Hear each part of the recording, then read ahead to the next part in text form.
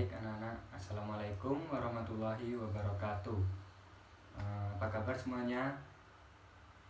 Apakah ada yang tidak hadir pada hari ini? Alhamdulillah kalau hadir semua. Baik, sebelum mengawali kegiatan pada pagi hari ini, sebaiknya kita berdoa menurut keyakinan masing-masing. Berdoa dipersilakan.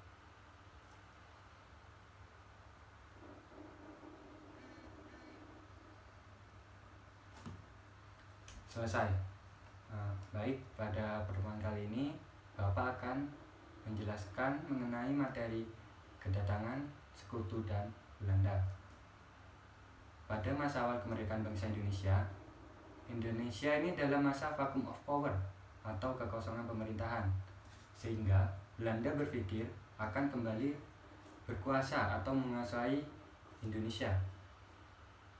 Lalu sekutu ini masuk ke Indonesia diboncengi oleh Nica.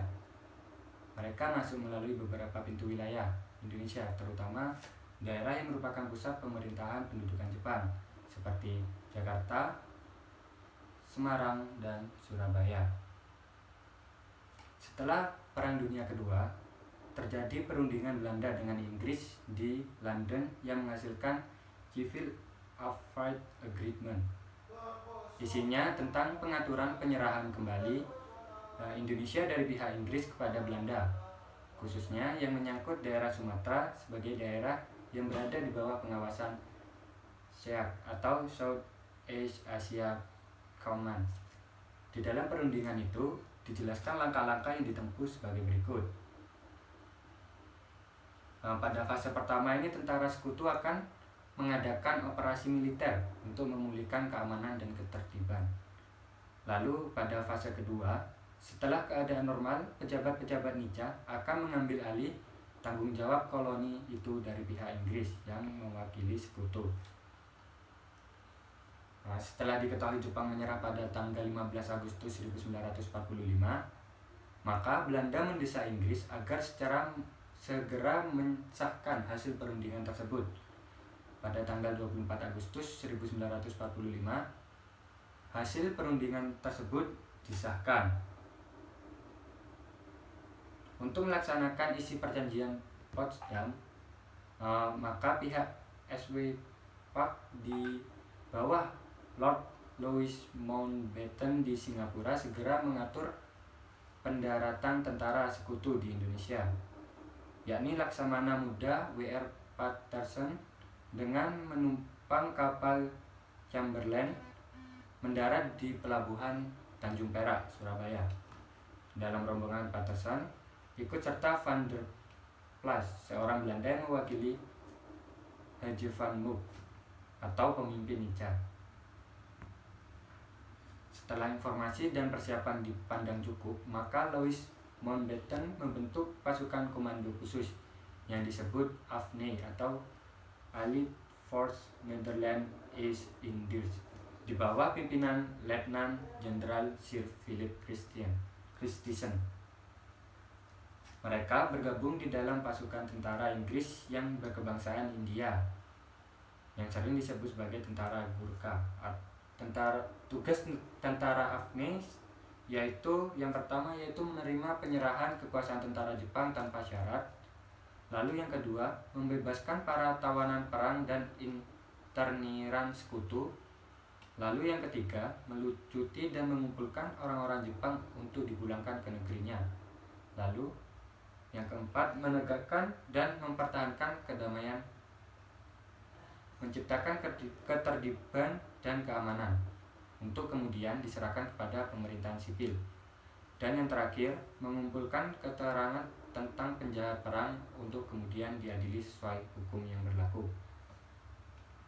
Pasukan sekutu yang tergabung dalam AFNI mendarat di Jakarta pada tanggal 29 September 1945. Kekuatan pasukan AFNI dibagi menjadi 3 divisi, yaitu yang pertama, Divisi India 23 di bawah pimpinan Jenderal D.J. Hawthorne. Daerah tugasnya di Jawa bagian barat dan berpusat di Jakarta.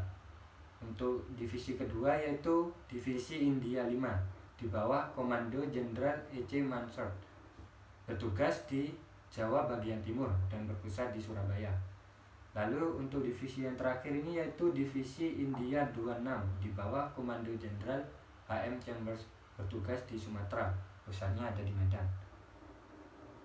Kedatangan tentara sekutu ini diboncengi oleh Nica yang akan menegakkan kembali kekuatannya di Indonesia. Hal ini menimbulkan kecurigaan terhadap sekutu dan bersikap anti Belanda. Sementara Christison sebagai pemimpin AFNI menyadari bahwa untuk menjalankan tugasnya tidak mungkin tanpa bantuan pemerintahan Republik Indonesia. Oleh karena itu, Christison bersedia berunding dengan pemerintahan Republik Indonesia. Selanjutnya, Christison pada tanggal 1 Oktober 1945 mengeluarkan pernyataan pengakuan secara de facto tentang negara Indonesia. Namun, dalam kenyataannya, pernyataan tersebut banyak dilanggarnya. Sebagai bukti akan kita lihat dalam kajian berikut. Lalu untuk selanjutnya itu Bapak akan menjelaskan mengenai kedatangan sekutu di Indonesia ini menimbulkan berbagai reaksi dari masyarakat Indonesia. Yang pertama yaitu dari perjuangan rakyat Semarang dalam melawan tentara Jepang. Secara garis besar, perjuangan rakyat Semarang ini pada tanggal 14 Oktober sekitar 400 orang tawanan Jepang dari pabrik gula Cepiring diangkut oleh para pemuda ke penjara Bulu, Semarang. Dalam perjalanan, sebagian dari para tawanan berhasil melarikan diri dan minta perlindungan kepada Batalion Gedo Butai.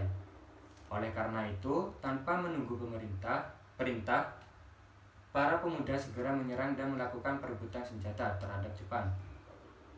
Terjadilah pertempuran yang sangat sengit antara rakyat Indonesia melawan pasukan Jepang. Pertempuran ini dikenal dengan pertempuran 5 hari di Semarang.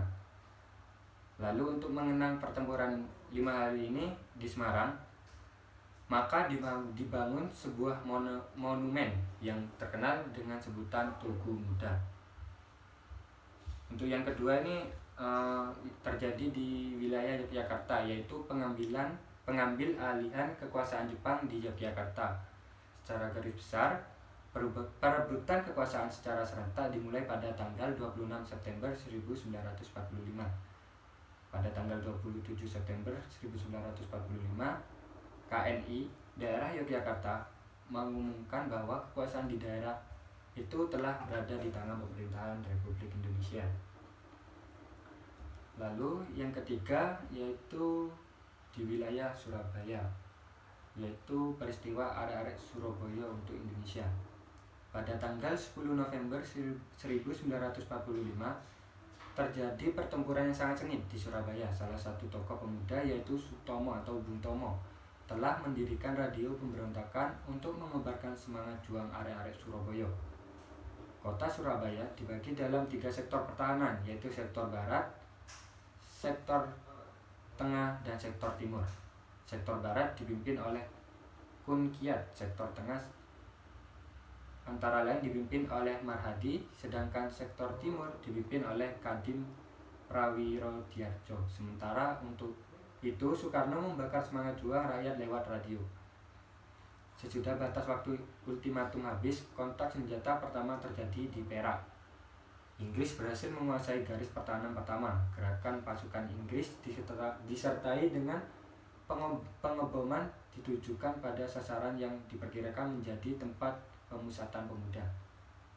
Surabaya yang telah digempur oleh Inggris berhasil dipertahankan oleh para pemuda hampir 3 minggu lamanya. Pertempuran yang terakhir terjadi di Gunung Sari pada 28 November 1945. Namun perlawanan secara sporadis masih dilakukan. Markas pertahanan Surabaya dipindahkan ke desa yang terkenal dengan sebutan Markas Kali. Kejadian ini merupakan sebuah lambang keberanian dan kebulatan tekad dalam mempertahankan kemerdekaan dan membela tanah air Indonesia dari segala bentuk penjajahan. Untuk selanjutnya yaitu pertempuran Palagan di Ambarawa. Secara garis besar, pertempuran Ambarawa terjadi pada tanggal 29 November dan berakhir pada 15 Desember 1945 antara pasukan TKR dan pemuda Indonesia melawan pasukan Inggris. Peristiwa ini dimulai dengan insiden yang terjadi di Magelang sesudah mendaratnya Brigade Artileri dari Divisi India ke-23 di Semarang pada tanggal 20 Oktober 1945. Untuk selanjutnya yaitu pertempuran Medan Area.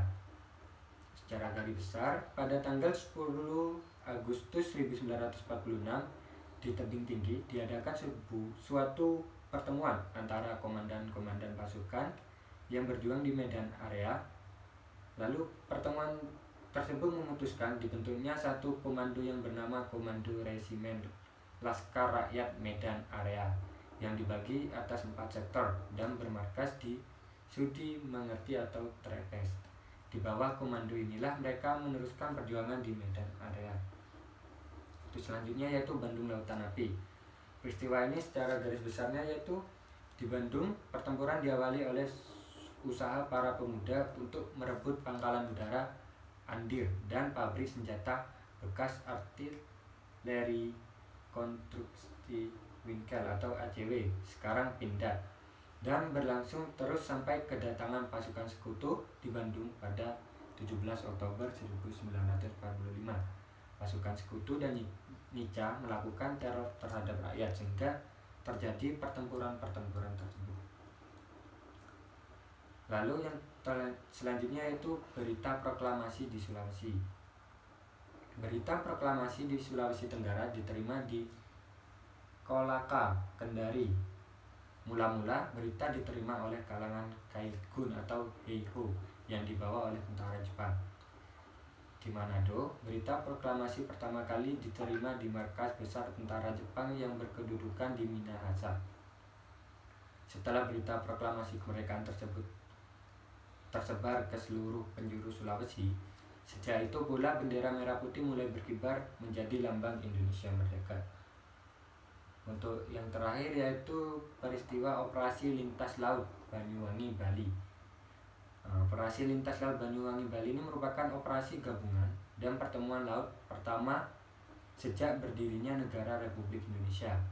Peristiwa ini dimulai dengan kedatangan Belanda dengan membonceng sekutu mendarat di Bali dengan jumlah pasukan yang cukup besar pada tanggal 3 Maret 1946. Hal ini dimaksudkan Bali sebagai batu loncatan untuk menyerbu Jawa Timur yang dinilai sebagai lumbung pangan untuk kemudian mengepung pusat kekuasaan Republik Indonesia. Baik, sekian materi yang bisa Bapak sampaikan. Bapak harap kalian bisa dapat memahami materi pada kegiatan belajar mengajar pada pagi hari ini. Sekian, Bapak mohon maaf kalau ada salah kata. Bapak akhiri. Assalamualaikum warahmatullahi wabarakatuh.